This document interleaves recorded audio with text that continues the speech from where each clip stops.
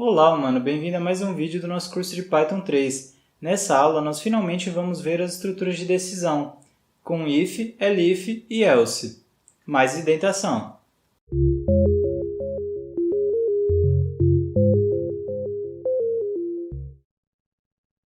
As estruturas de decisão são muito importantes em computação.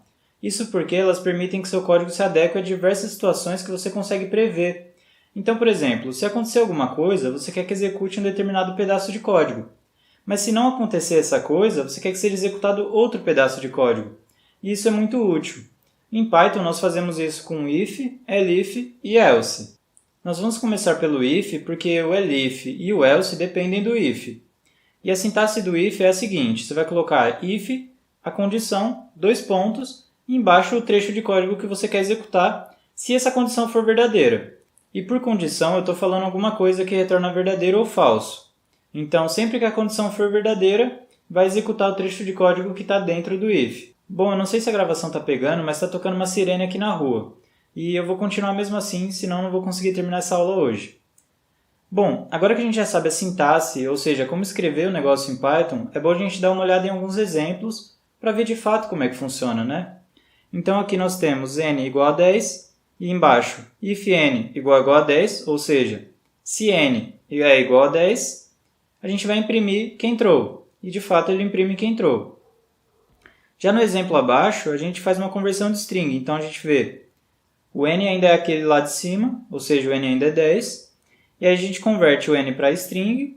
Ele vai valer 10 como string, ou seja, entre aspas. E a gente compara também com 10 entre aspas, 10 string. E de fato ele entrou de novo, como esperado. Ou seja, a condição é verdadeira, ele executa o código que está dentro do if. A gente também pode testar isso com os operadores de diferente, menor, maior, menor ou igual e maior ou igual. Por exemplo, dá para fazer aqui, o n é diferente de 11? Sim, porque ele é 10. Ou n menor que 10? Não. Ele não é menor que 10. Então, nós temos um sim, um não. E, por último, n maior que 14? Não. Então, nós temos um sim, um não e um não. Mas a gente sabe que o or, ou seja, o ou, ele só precisa que uma das condições seja verdadeira. No caso aqui, uma delas é, então vai entrar no if. E aí ele imprime entrou. Caso a condição do if seja falsa, você pode precisar fazer um segundo teste. E você vai estar fazendo isso em Python usando o elif.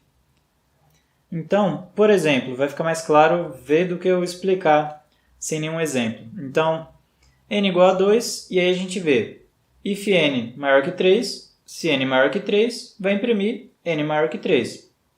Só que o n é 2, então a condição do if é falsa, ou seja, não entra no if, vai pular o print. E aí, como o if não foi executado, o elif vai fazer o outro teste, o segundo teste aqui no caso. Então ele vai ver se o n é igual a 2. E sim, o n é igual a 2. E aí ele imprime isso. Mas repara numa coisa. Não basta que o if não seja satisfeito para executar o que está dentro do elif. Precisa que o if não seja satisfeito e que a condição no elif seja satisfeita. Então, não e sim, para que o código dentro do elif seja executado. E também a gente pode estar querendo usar mais de 2 testes, 3, 4, 5, quantos você precisar. Então, você pode colocar quantos elifs você precisar. Aqui, por exemplo, o n recebe 3, e aí a gente vê se o n é igual a 1. Não é igual a 1. Passo o if.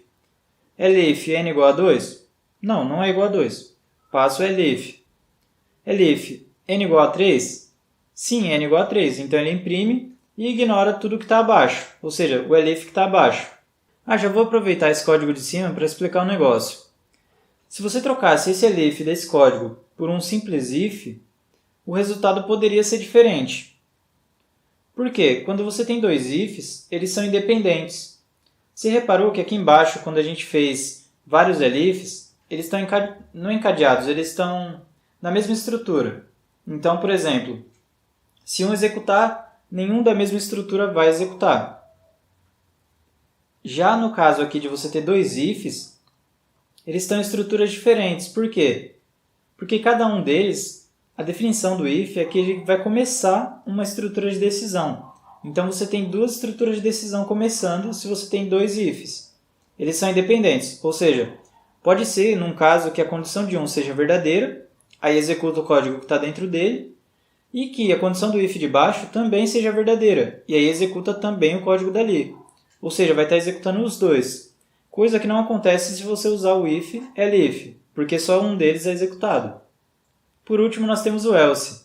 O else vai estar sendo executado quando nenhum dos caras da estrutura dele tiver sido executado, ou seja, quando tanto o if quanto o elif, todas as condições dele tiverem sido falsas. Então não entrou no código de nenhum deles. E aí, em último caso, você executa o else. Então o else é como se fosse o senão.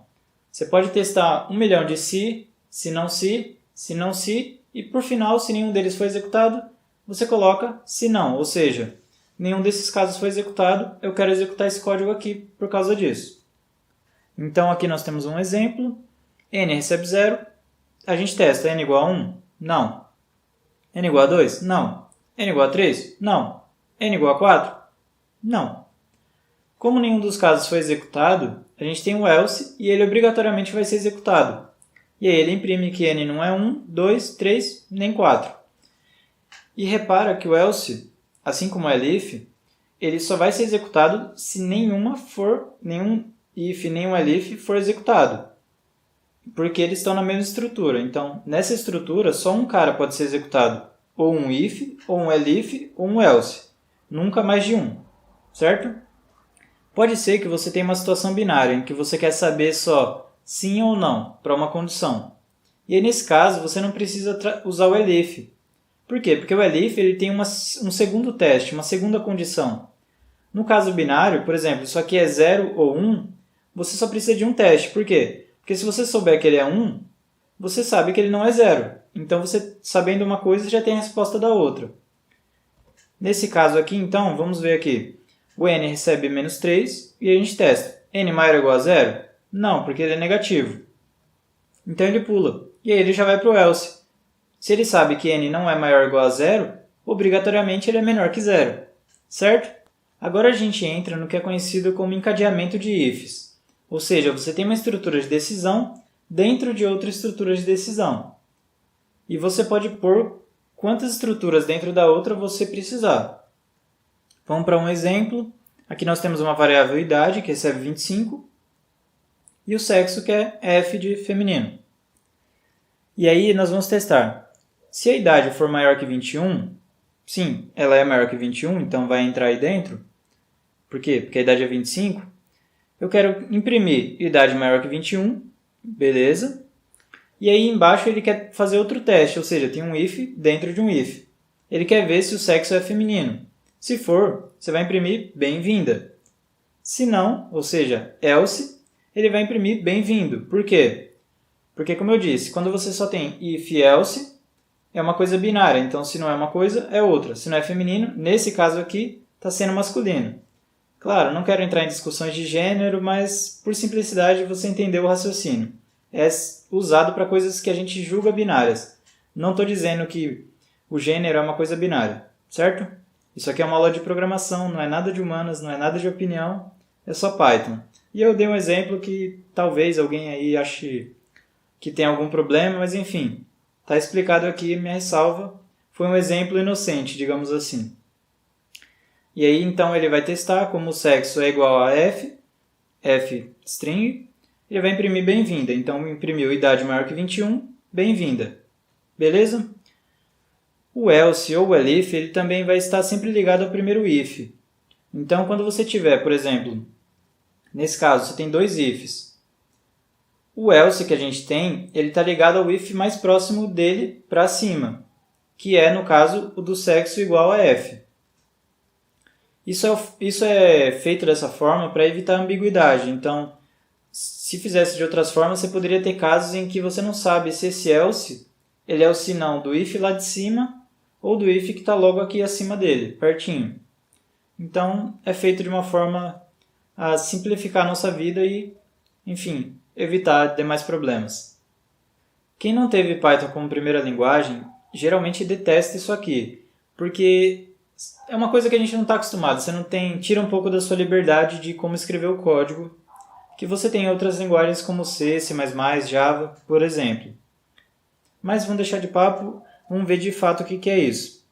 Olha esse código aqui, se tem um if, 1 igual a 1, vai imprimir 1 igual a 1. Repara que esse print ele não está alinhado com o if, ele tem um espaço entre a borda, onde está o if logo acima, e onde de fato ele está, tem um espaço ali. Esse espaço é o que a gente chama de indentação.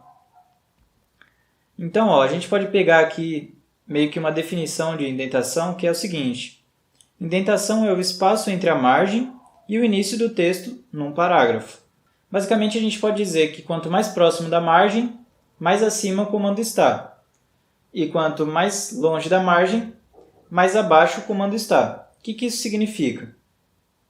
Isso significa, por exemplo, olhando para esse código, que o print está abaixo do if. Abaixo no sentido de que ele faz parte do if, ele está dentro da estrutura do if. Ou seja, é o tal do código que vai ser executado só quando o if for verdadeiro.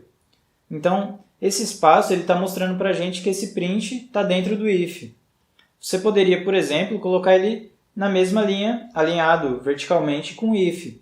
E aí tanto faz se o if for verdadeiro ou não. O print vai ser executado do mesmo jeito. Por quê? Porque eles estão no mesmo nível, eles são independentes.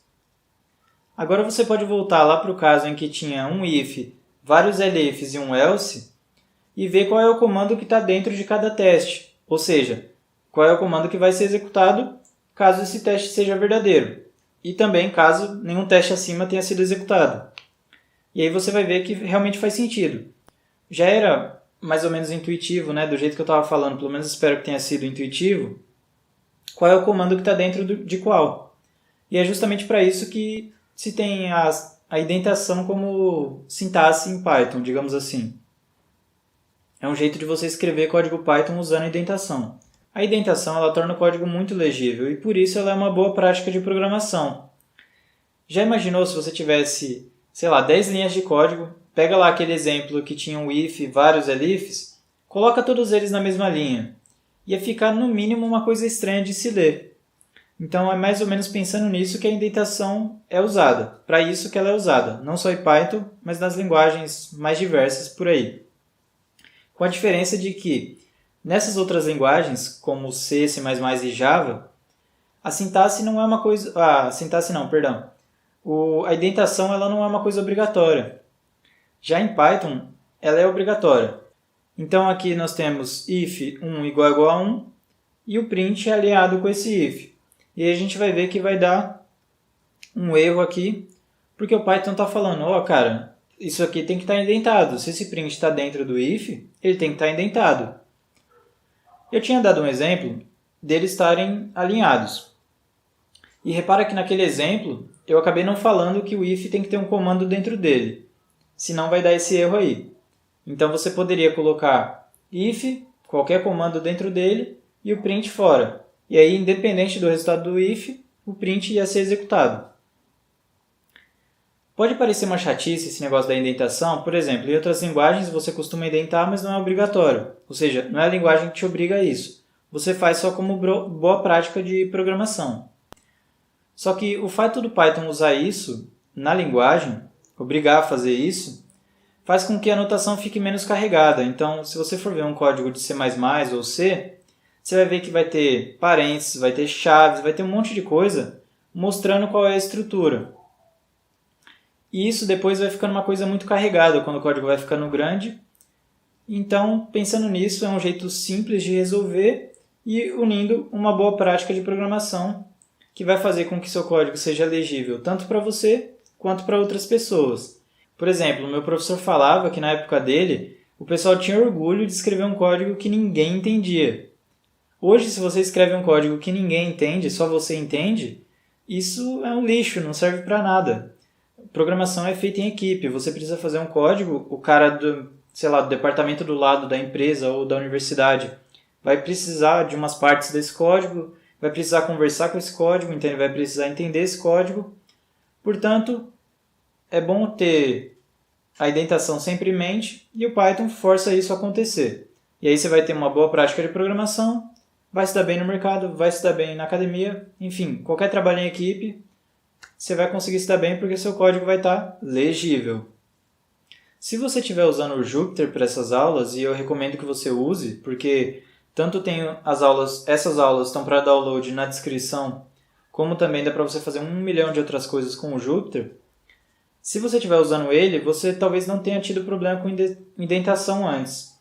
Isso pelo fato de que, quando você dá Enter, ele é inteligente o suficiente para saber onde colocar a indentação do seu próximo comando.